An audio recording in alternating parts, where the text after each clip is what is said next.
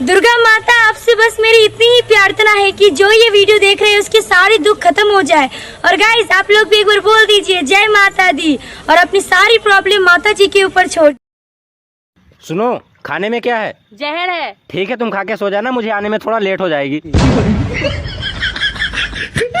रिश्तेदारों में सिर्फ चंदा मामा ही एक ऐसे हैं जिन्होंने कभी नहीं पूछा कि और बेटा रिजल्ट कैसा रहा। लड़कियां पापा की परी इसलिए भी होती हैं क्योंकि मम्मी 2 मिनट में इनका भूत उतार देती। शादी कोई बच्चों का खेल नहीं, लेकिन खेला बच्चों के लिए ही जाता है। दिल पागल मकाना हो के